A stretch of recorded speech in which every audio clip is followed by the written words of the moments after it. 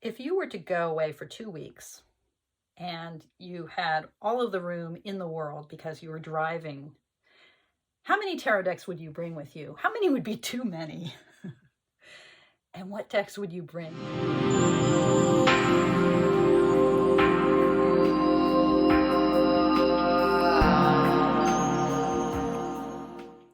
So I'm heading with my hubby down to California, to the Pasadena LA Rare Book Fair, and then up north again to the Oakland Rare Book Fair. My husband is an antiquarian book dealer, appraiser. That sounds more romantic than it is. Actually, it probably doesn't sound that romantic at all, but yeah, so I'm going to be his book bitch and help him set up for the fair.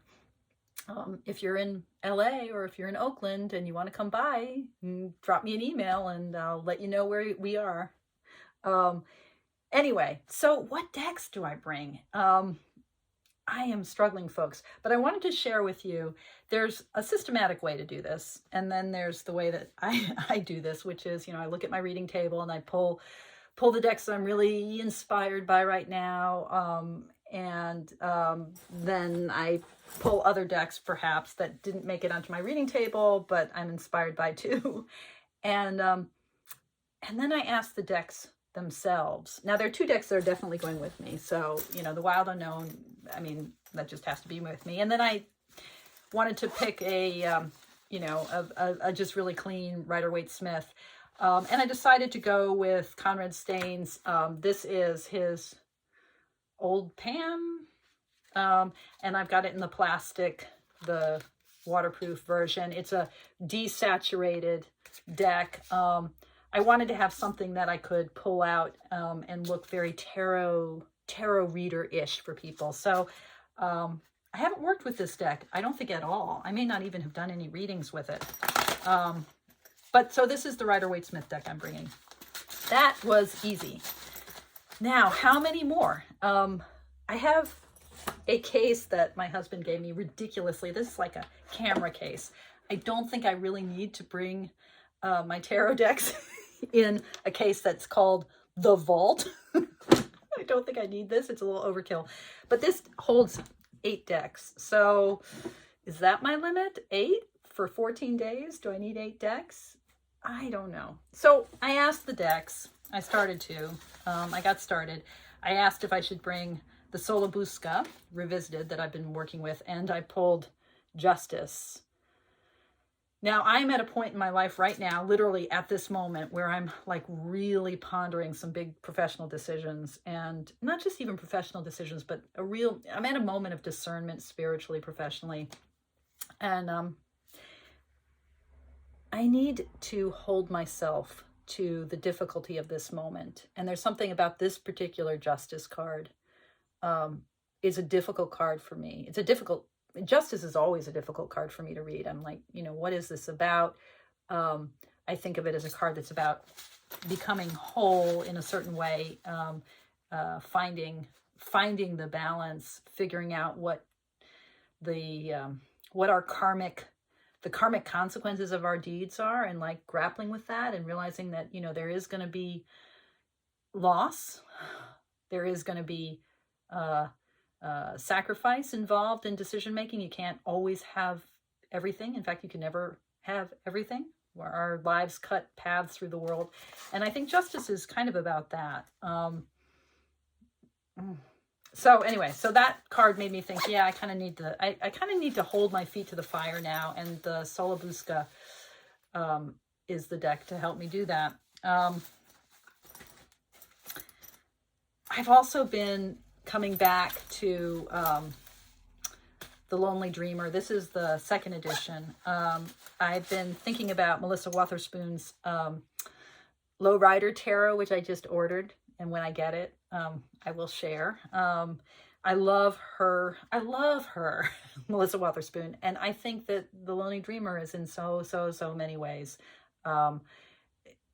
It's like a perfect collage deck. A perfect art deck. It's just in a lot of ways a perfect deck. So I was like, okay, should I bring the Lonely Dreamer? And then I pulled this card, Spirit, which is one of her extra cards. And I thought, yeah, I'm in this moment of discernment. I need to have some access to spirit. Okay, so that's, oh yeah, and then I also asked about the Uncommon Tarot. Do I need this deck with me? I keep holding my bags upside down. Ah! Let's try that again. Here we go. This is the Ace of Swords in this deck. I was like, oh, you know, this is an incredibly good collage deck. I pulled the card I pulled when I was saying, oh, do I need to bring this? It's like, oh, the Ace of Swords, the Ace of Swords. Here's the thing about the swords and about air and this suit of mind and understanding. You know, in Buddhism, we talk about this quality of wisdom that is clear seeing. And the clarity of seeing, this is a clarity that really meets the world just as it is. And I associate it with the sword of Manjushri, the Bodhisattva of wisdom, and the kind of piercing through that the swords are able to do. Now, this deck, in many ways, I think about the Uncommon Tarot with its collage as a very airy deck. It feels airy to me. It feels swordsy to me, which is why I put the sword, the Ace of Swords, on the first, on the bag itself. So yeah, so I think this is coming with. So I've got already here, I've got 5 decks, 14 days. I think I have space for 3 more, maybe 4 more if I cheat and I say, okay, there's 8 that I'm carrying in a bag and then 1 that I carry with me in my purse. But I have lots of options. I've got this, the Dame Darcy, here we go, the Dame Darcy Mermaid Tarot. I have Dani Mystic's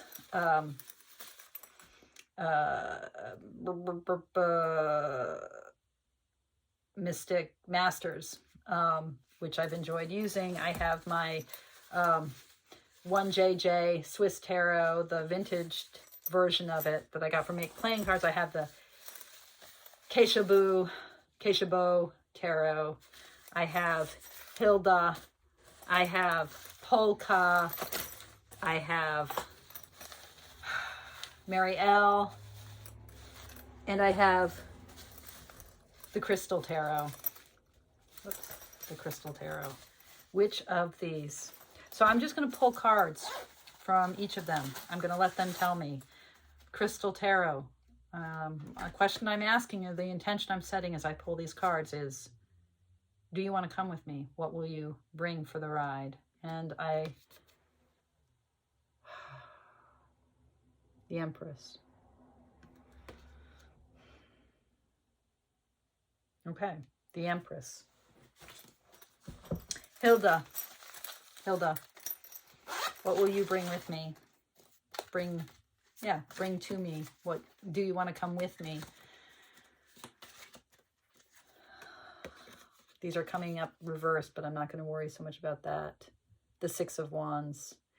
You know, this deck cheers me up, but Six of Wands and that sense of recognition and triumph and coming forward. Hello, that hailing of the spirit that it offers. I don't think I need that on this trip.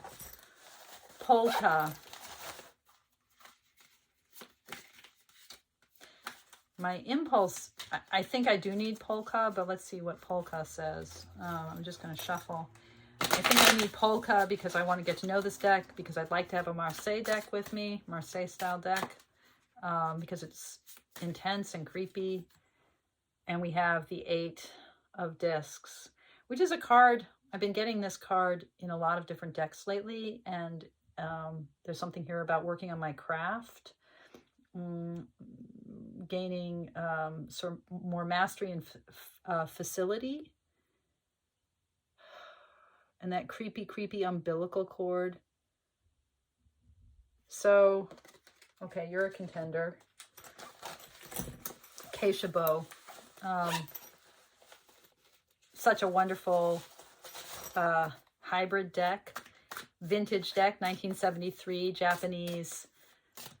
Part of the Japanese discovery, I think, of tarot. It's a deck that I'm really drawn to, but I actually haven't worked with very much. 10 of Wands. Okay, sadness and heaviness. Maybe I'm carrying too many decks. Maybe that's what it's telling me. Okay, 1JJ. Do you want to come with me? Ah, 8 of Swords. Okay, we got the 8 of Discs and the 8 of Swords.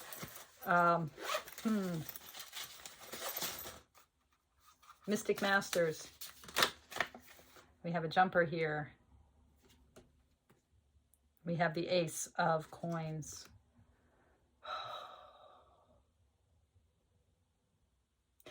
I think there's something about plenty that I need. The Empress is giving me one version of that. Mystic Masters is giving me another. I'm having a feeling that I don't need Dame Darcy with me.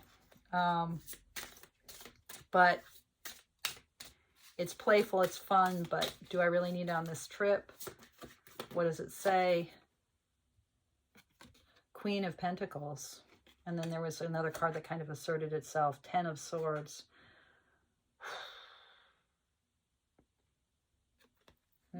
Queen of Pentacles, 10 of Swords. All right. Not sure what to make of that. I think the Pentacles and the Discs, these are all pointing to materiality and work, craft. And then the 10 of Swords is capturing this kind of, which also actually the 10 of Wands captured too, this kind of overwhelm and dissolution of the self that is tied to the moment of discernment that I'm in. Yeah, I'm dealing with a lot of disillusion right now. So this is the Mary L. My impulse tells me that I need to bring the Mary L because I need, like with the polka, I need to kind of confront some difficulty, some shadowy stuff. Oh, the Page of Discs. You know, I drew this card earlier this morning from this deck as I was first pulling decks for possibilities. There's so much Pentacles here. There's so much Pentacles. So here's where I am. I think I need the Mary L. I think these are decks that are telling me to deal with work. I think I need the polka. I think I need Mystic Masters.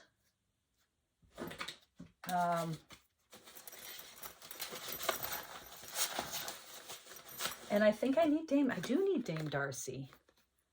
Okay. I need to, there's something about work. I don't need the Crystal Tarot with its Empress. I don't need Ace of Swords. I don't need 10 of Wands. I'm sorry, not Ace of Swords. What am I saying? 8 of Swords. Oh, maybe that's a good balance. Maybe that's a good balance for my Uncommon Tarot. All right. Dame Darcy. Where are the cards? Dame Darcy, you're coming with.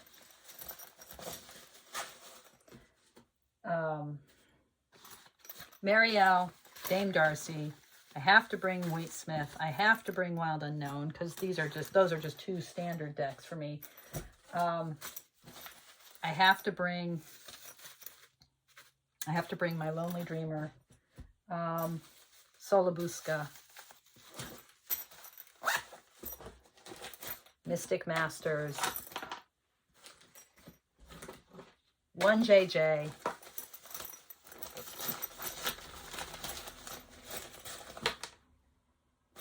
And polka. How many decks is that? 1, 2, 3, 4, 5, 6, 7, 8, 9 decks. All right.